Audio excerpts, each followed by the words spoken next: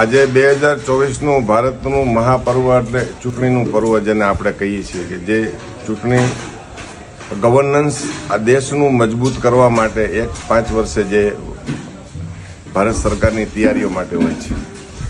આપણે નવયુવાન અને નવા મતદારોને એક અપીલ કરીએ છીએ ધર્માચાર્ય તરીકે 100% મતદાન થાય, 100% મતદાન કરાવડાવવું.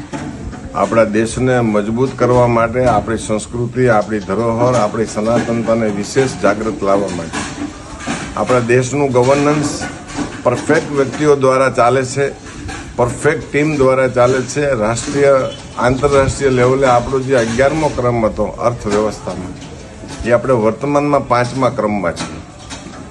સારી ગવર્નન્સ સિટિંગ વ્યવસ્થા થાય તો આ દેશ સુરક્ષિત રહે, અર્થવ્યવસ્થામાં અગ્રેસર રહે, સ્કિલ ડેવલપિંગ અને ટેકનોલોજીમાં પણ આપણી ગણના આંતરરાષ્ટ્રીય લેવલે થાય છે.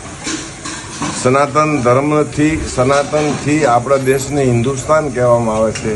આપણા દેશનું પ્રભુત્વ વિશ્વ લેવલે અર્થવ્યવસ્થામાં અને વૈચારિકતામાં ખૂબ મહત્વનું વર્તમાનમાં છે. 2024નું મહાપર્વ ગવર્નન્સ મજબૂત કરવા માટેનો આપણો અભિગમ છે. આપ નવયુવાનો, નવા મતદારો જોડાય, ટીમવર્ક, બૂથ વ્યવસ્થા કરી અને જે નથી જઈ શકે એને બધાને બૂથ સુધી પહોંચાડવાની વ્યવસ્થા આપ બધા કરશો એવી અમારી વાતને ગ્રાહ્ય રાખજો. આપના દ્વારા જે મજબૂતાઈ થશે એ આંતરરાષ્ટ્રીય લેવલે એની ખ્યાતિ આપણે પામી રહ્યા છીએ.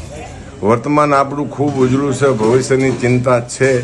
એટલા માટે આ ઇલેક્શન પર્વમાં, આ મહાપર્વમાં એક મનોરથી બની, એક આપ તીર્થ બની, મનોરથ બનીને સારું મતદાન થાય 100% અને આપના દ્વારા સારું મતદાન થાય એવી અમે આપ બધાને અપીલ કરીએ છીએ. જય હિન્દ.